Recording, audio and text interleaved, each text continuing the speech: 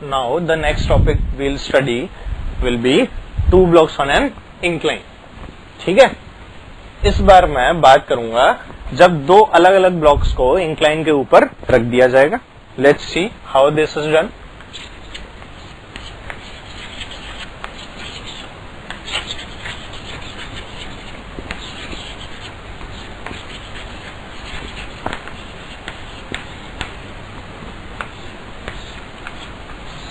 दो ब्लॉक्स को किसके ऊपर रख दिया गया है? एक इंक्लाइन प्लेन के ऊपर. ठीक है, चलो देख लेते हैं किस तरह की condition. The condition which is with me is this is an incline plane with an angle theta. ठीक है, ये मैं मान लेता हूं कोई M1 ब्लॉक था और ये कोई M2 block, M1 and M2. ठीक है, ये इंक्लाइन प्लेन जो है it is rough.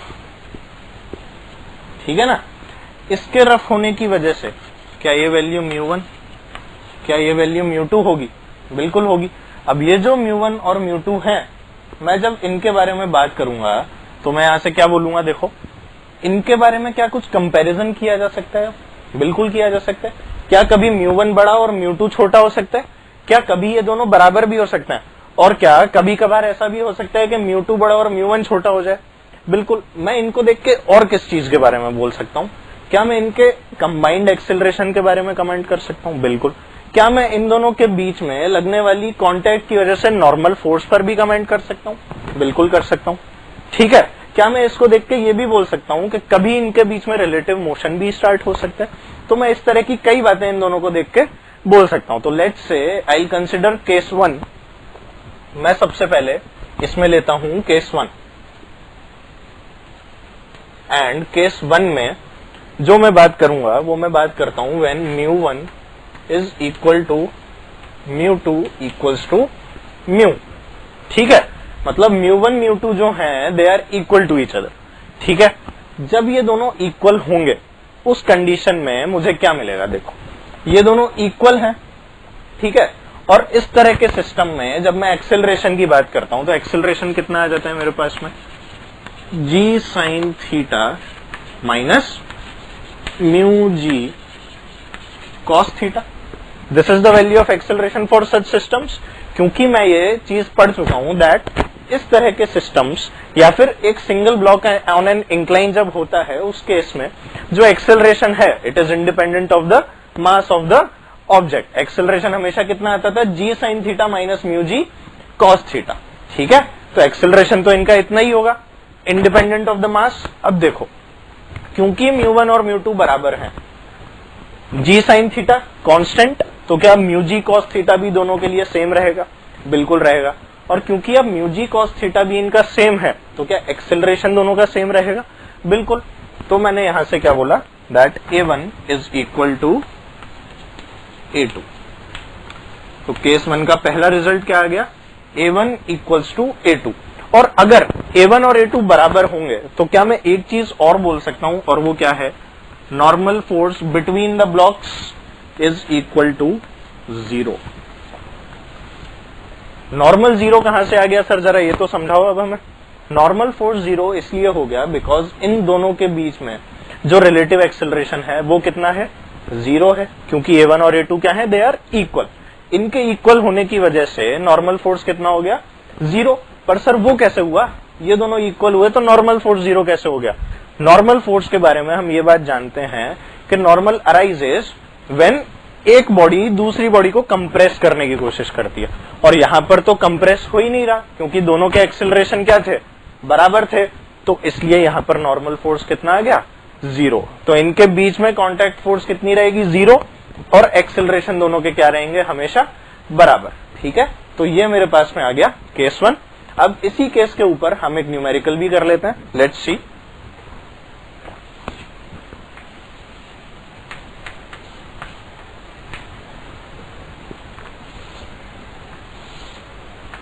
Let's take theta to be 37 degree.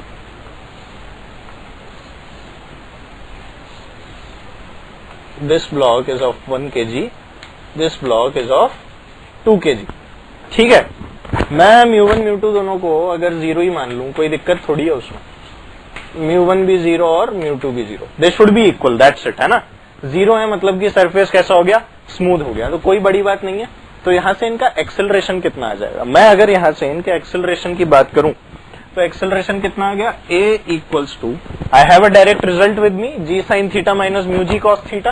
तो म्यू जी कॉस थीटा वाली टर्म तो इस केस में 0 हो जाएगी, क्या बचेगा सिर्फ g sin थीटा।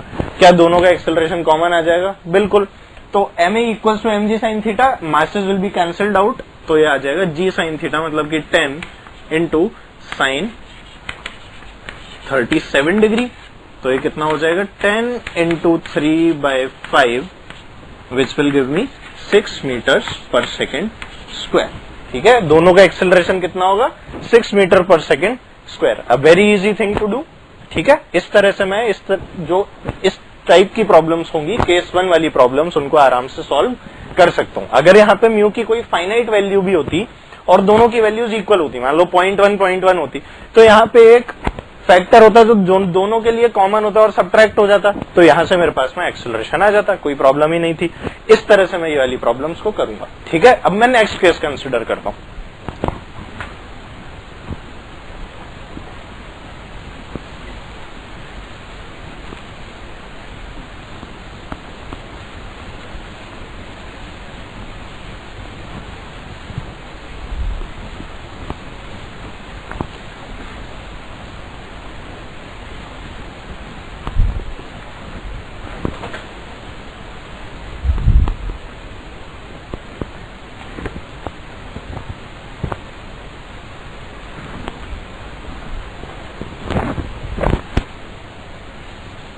केस 2 की अब मैं बात कर रहा हूं, और केस 2 में let's say that μ2 is greater than μ1। Case 2 में क्या हो गया है, μ2 इज ग्रेटर देन μ1, मतलब कि जो पीछे वाला ब्लॉक रखा है, पीछे वाला ब्लॉक, इसका म्यू जो है वो μ1 से बड़ा है। और मैं ये बात जानता हूं कि यार एक्सेलरेशन जो है वो तो इंडिपेंडेंट ऑफ मास होता है, पर क्या वो μ1 और μ2 की वैल्यूज पर तो डिपेंड करता है, क्योंकि एक्सेलरेशन μ1 μ2 की वैल्यूज पर डिपेंड करता है। इसलिए अब मेरे पास जो कंडीशन आएगी वो क्या आ जाएगी, देखो μ1 कम होने का सीधा सीधा मतलब है कि अब मैं जो एक्सेलरेशन का एक्सप्रेशन था,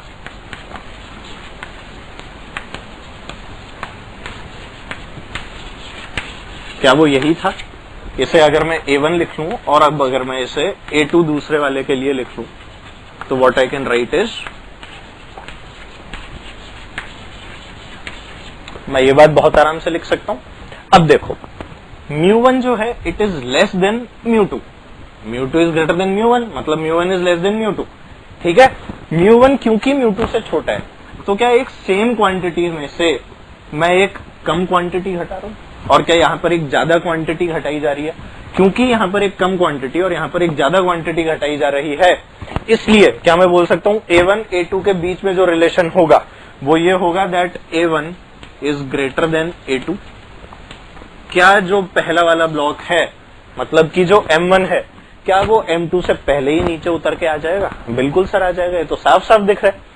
और थोड़ा सा अगर इसको अपन बुद्धि से सोचे तो यहाँ पे साफ पता लग रहा है यार, यहाँ पे फ्रिक्शन कम, यहाँ पे फ्रिक्शन ज्यादा, तो ये तो पहले ही उतर के नीचे आ जाएगा और ये वाला ब्लॉक पीछे पीछे आराम से आ रहा होगा। तो ये कंडीशन मैंने देख ली यहाँ पे, तो यहाँ से मुझे क्या दिखा, that a1 is greater then a2। ठीक है, और a1 a2 का एक्सप्रेशन भी मेरे सामने लिखे हुए हैं, मतलब क्या अब इनके बीच में रिलेटिव मोशन है, a1 से वो पहले ही नीचे उतर गया और a2 से वो आराम से नीचे आ रहा है, क्योंकि उसका फ्रिक्शन क्या लग रहा है, उसके ऊपर फ्रिक्शन ज्यादा लग रहा है। तो देखो a1 ग्रेटर देन a2 आने से एक चीज और जो मुझे पता लग गई वो क्या थी, that the value of normal. अब तो कांटेक्ट ही नहीं बचा, दोनों अलग अलग आ रहे हैं, तो क्या नॉर्मल की वैल्यू वापस 0 न्यूटन्स आ गई, बिल्कुल सर 0 न्यूटन्स आ गई। ठीक है, तो ये वाली बात तो समझ में आ ही रही है कि यहाँ पर तो कांटेक्ट ही नहीं बचेगा, और कांटेक्ट नहीं बचा तो नॉर्मल की वैल्यू तो 0 आ गई। तो मैं यहाँ पे लिख देता हूं एस नो कांटेक्ट, तो नॉर्मल कितना हो गया, 0 न्यूटन। ठीक है, अब इसके ऊपर बेस्ड भी एक एग्जांपल ले लेते हैं, चलो।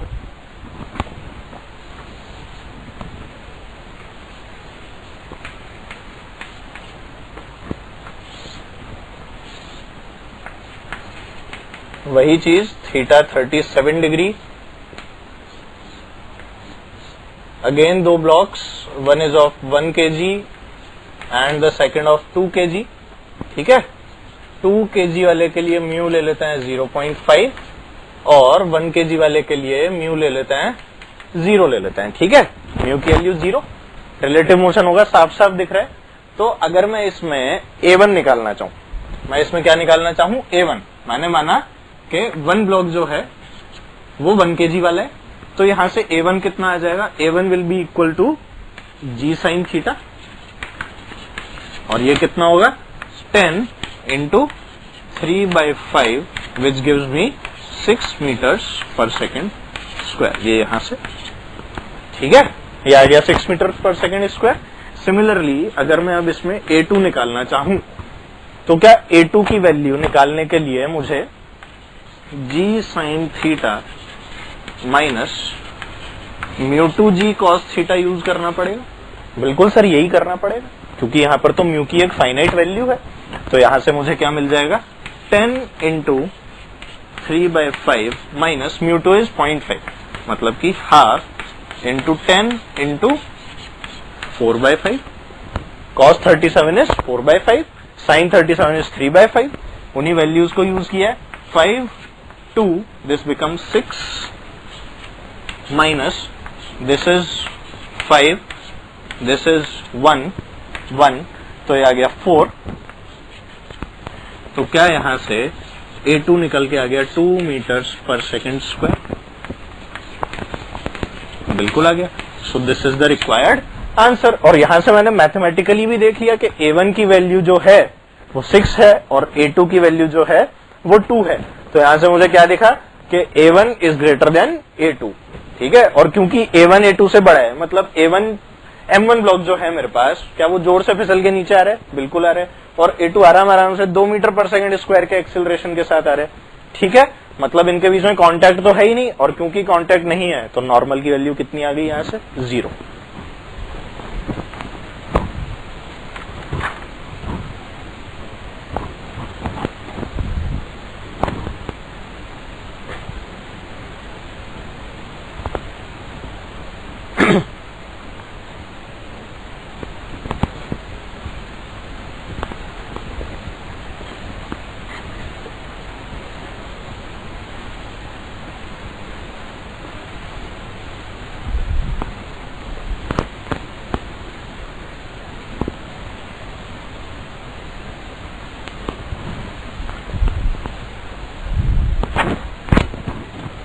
Now let's take case 3.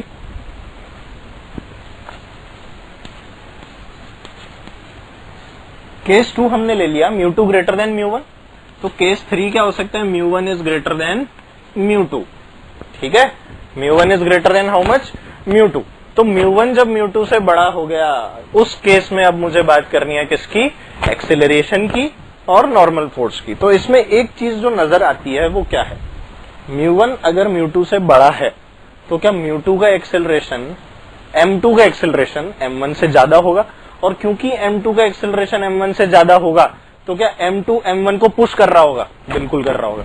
अब क्योंकि m2 m1 को पुश कर रहा होगा, क्या इस रीजन की वजह से ये दोनों साथ साथ चल रहे होंगे, साथ साथ चल रहे होंगे, वो तो एक चीज है ही। और क्या साथ में एक पुशिंग फोर्स आ गई है, क्या उस पुशिंग फोर्स की वजह से अब नॉर्मल 0 रहेगा, नहीं रहेगा।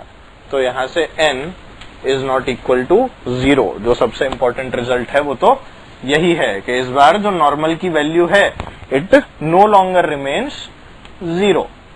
ठीक है, तो एक रिजल्ट तो ये आ गया। और एक्सेलरेशन, क्योंकि अब ये दोनों m2 का चाहे एक्सेलरेशन ज्यादा भी है, पर इन दोनों को नीचे तो साथ साथ ही आना पड़ेगा, मतलब they both of these will have a common acceleration. ठीक है, इन दोनों का एक्सेलरेशन क्या होगा, कॉमन होगा। ठीक है, और उसको हम लोग एक एग्जाम्पल से सीखेंगे कि आखिर किस तरह से इसका एक्सेलरेशन मेरे पास आएगा। चलो देखते हैं एक example.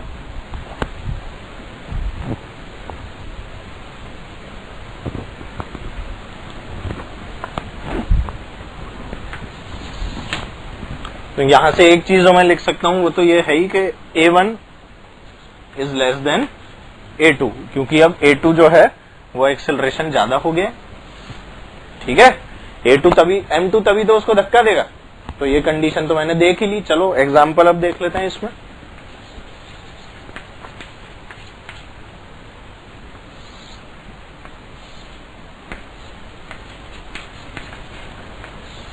theta 37 again, the same two blocks, 1 kg and 2 kg, ठीक है।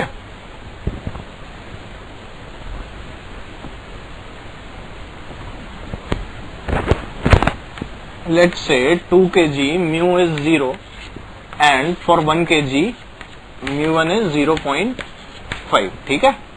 ये था mu2 जो कि 0 हो गया और mu1 कितना हो गया 0.5। Now what we have to do is try and make the FBD of the block, क्योंकि अब ये 2 kg वाला ब्लॉक इस 1 kg को पुश कर रहा होगा, ठीक है। तो मैं अगर इसको एक कंबाइंड सिस्टम मान लूं, एक्सेलरेशन तो कॉमन है ना यार, तो एक कंबाइंड सिस्टम माना और इसका एफबीडी बनाने की कोशिश की। क्या कंबाइंड सिस्टम का मास 3 kg हो गया? बिल्कुल हो गया सर। तो अब मैं इसका एफबीडी बनाता हूं, देखें जरा। Let's say this is the center of mass of this. क्या along the incline, down the incline, perpendicular to the incline, mg के कंपोनेंट्स कर लें? बिल्कुल सर। तो ये कंपोनेंट कितना आ गया? mg cos 37, ठीक है। This will B mg sin 37 degree, और ये क्या हो गया mg। mg is actually 30, so this is 30 sin 37, 30 cos 37, ठीक है। अब और कोई भी कंपोनेंट होगा क्या सर? जरूर होगा, अभी तो बहुत कुछ बचा है। दिस एंगल इज 37 डिग्री, ठीक है। अब इसमें जो फ्रिक्शन लगेगा, क्या वो पीछे की तरफ लगेगा? हाँ भाई, वो तो पीछे ही लगेगा। फ्रिक्शन की वैल्यू अगर मैं अब इसमें लिखूं तो नॉर्मल तो यहां से आ गई n, और n की वैल्यू क्या हो जाएगी? mg cos 37 डिग्रीज, ठीक है। तो मेरे पास में फ्रिक्शन जो आएगा वो कितना आएगा? देखो, क्या 2 kg वाले ब्लॉक के लिए फ्रिक्शन कोफिशिएंट 0 है? बिल्कुल है सर। तो जो फ्रिक्शन होगा वो क्या सिर्फ 1 किलो वाले ब्लॉक पर ही लग रहा होगा? हाँ सर, सिर्फ 1 किलो पर ही लगेगा। मतलब यहां पर अगर मैं बोलूं तो फ्रिक्शन की जो मैं वैल्यू लिखूंगा, क्या वो सिर्फ 1 kg वाली ब्लॉक के लिए ही लिखूंगा? तो वो कितना आ जाएगा? mu1 g और ये m इंटू mu1 mg, मतलब कि mu1 mg, और ये m की जो वैल्यू है वो मैं कितनी डालूंगा? 1 kg, है ना। तो मैं डायरेक्ट ही लिख देता हूं 0.5 into 1 into g into cos 37 degree, ठीक है। n की वैल्यू तो 3 kg के हिसाब से लिखी गई है, पर जो फ्रिक्शन लिखूंगा, क्या उसके लिए जब n की वैल्यू लिखूंगा तब क्या मैं 1 kg वाला ब्लॉक ही कंसिडर करूंगा? हाँ सर, क्योंकि सिर्फ 1 kg वाले ब्लॉक पे ही फ्रिक्शन लग रहा था। 2 kg वाला ब्लॉक तो स्मूथ फ्लोर पे स्लाइड कर रहा था। तो यहां से मेरे पास में ये कंडीशन आ जाएगी, ठीक है। आगे देखते हैं।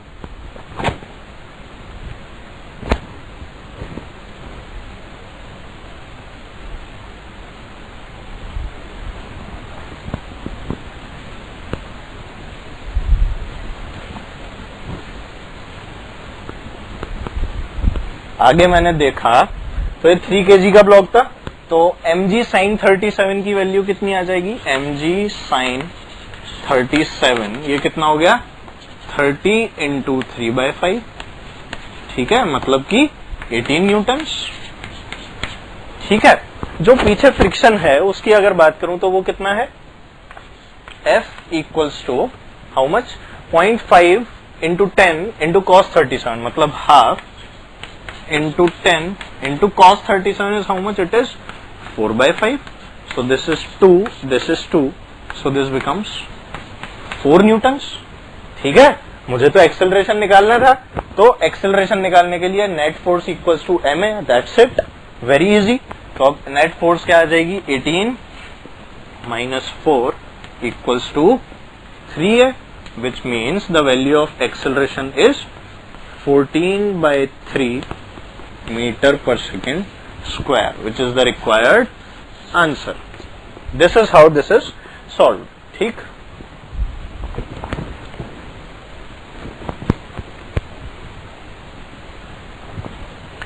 यहां से एक्सेलरेशन निकाल लिया है मैंने। अब अगर मुझसे इसमें कोई बोले कि सर आप नॉर्मल भी तो कैलकुलेट करके बताओ, क्योंकि आपने ये कहा था कि नॉर्मल फोर्स अब 0 नहीं है, तो नॉर्मल कैलकुलेट करने के लिए क्या करो, किसी भी एक ब्लॉक का एफवीडी बना लो यार। तो मैं बोलता हूं चलो 2 kg का एफवीडी बना लेते हैं। यहां मैंने 2 kg ब्लॉक का एफवीडी अगर बनाया तो 2 kg ब्लॉक का एक फोर्स इधर और नॉर्मल इस डायरेक्शन में, normal in the opposite direction जो 1 kg ने उस पर लगाई है, और 2 kg का 2g sin 37 इस डायरेक्शन में, मतलब कि 20 into 3/5। How much will this be? 5 4 this will be 12 newtons. ठीक है, और एक्सेलरेशन की डायरेक्शन तो मुझे पता ही है, और मैग्नीट्यूड कितना है 14/3। तो बस अब कुछ नहीं करना, 12 minus n equals to m into A, मतलब कि ये आ गया कितना 12 minus n equals to 2 into 14/3। ठीक है ना, तो यहां से n की वैल्यू कितनी आ जाती है मेरे पास, what I get is n equals to 28/3 plus 28/3, 12 minus 28/3 है ना, 3 12 is 36 minus 28 is 36 minus 28 will be 12। तो ये कितना आ गया n equals to 36 minus 28 is 6 into 8। तो n की वैल्यू कितनी आ गई 8/3 Newton's, which is the required answer.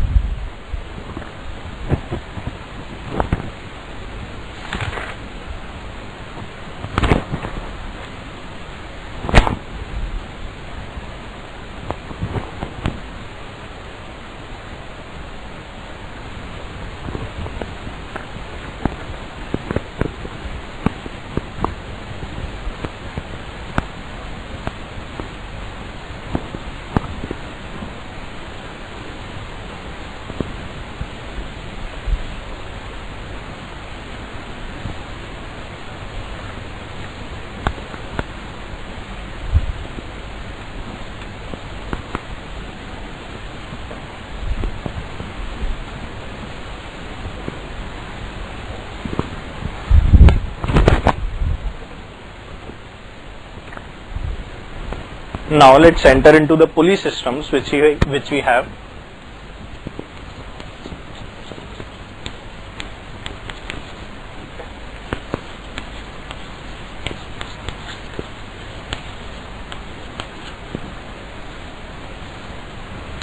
Pulley systems को अब हम लोग पढ़ने वाले हैं, और पुली सिस्टम्स पढ़ने के लिए let's take the most basic example.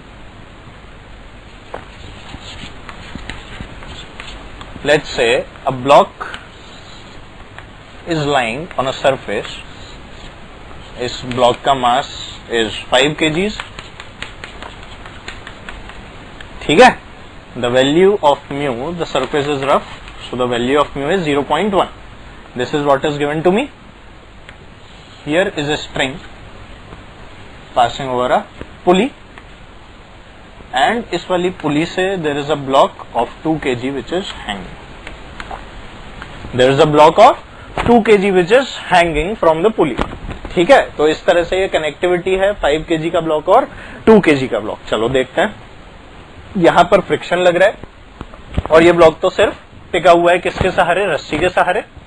चलो इसमें मैं क्या देखूंगा सबसे पहले कि whether the system will accelerate और नॉट। तो मैं क्या देखता हूं कि मैं मान लेता हूं कि किसी डायरेक्शन में एक्सेलरेशन हो रहा है, तो ये देखने से क्या लगता है 2 kg वाली डायरेक्शन में एक्सेलरेशन मान लेते हैं।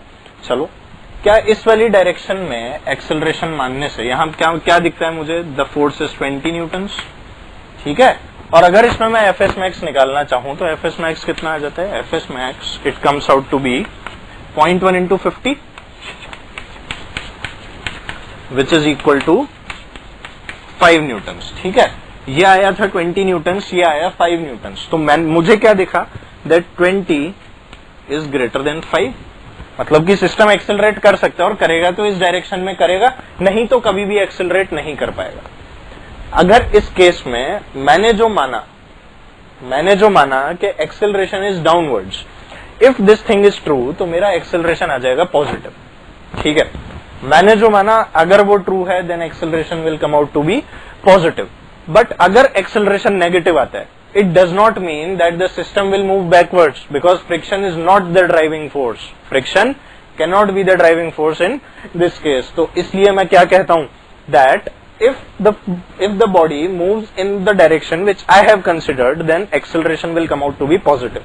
But अगर acceleration negative आया, इसका ये मतलब नहीं है कि ये सिस्टम जो है उल्टा चलने लगा. This means that the system is in equilibrium state, और उस इक्विलिब्रियम स्टेट में फ्रिक्शन जो है वो सिर्फ लिमिटिंग केस या तो प्रोवाइड कर सकता है या फिर अपना कुछ मैग्नीट्यूड हमें प्रोवाइड करके सिस्टम को इक्विलिब्रियम में ले आएगा. ठीक है, तो मैंने जो डायरेक्शन मानी, या तो उस डायरेक्शन में सिस्टम चलेगा, नहीं तो नेगेटिव आने का मतलब है कि सिस्टम कभी भी नहीं चल पाएगा. This is what the negative sign means, that the system will not move at all. ठीक है, तो मैंने मान लिया कि इस डायरेक्शन में ये सिस्टम चलता है. चलो इक्वेशंस लिख लेते हैं एनएलएम वाली. क्या आ जाएगा मेरे पास? 20, this will be T in the string. तो मैंने क्या इक्वेशन लिखी यहां से? What I can write is 20 minus T equals to 2a. ठीक है, सिमिलरली 5 kg ब्लॉक के लिए पीछे फ्रिक्शन कितना है? 5 न्यूटन्स, और एक्सेलरेशन इसका भी राइट में आ जाएगा. तो ये क्या आ गया? t minus 5 equals to 5a. This is what I am getting. इन दोनों को ऐड किया तो ये कितना आ गया? 15 equals to 7a, which gives the value of a to be 15/7 metres per second square. मैंने जो डायरेक्शन मानी, क्या उसके हिसाब से एक्सेलरेशन पॉजिटिव आ गया? मतलब कि द सिस्टम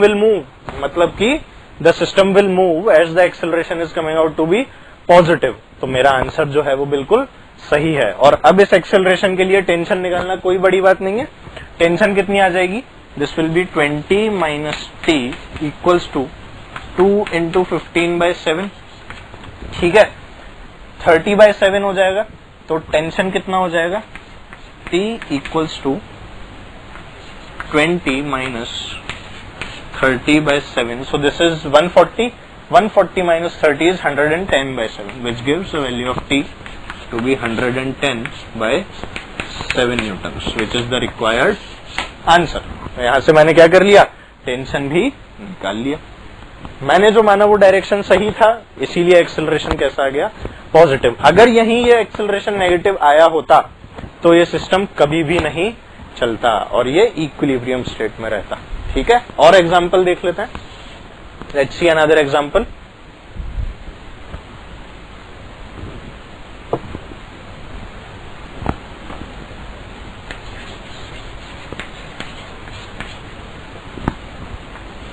इस तरह से मुझे एक इंक्लाइन प्लेन गिवन है.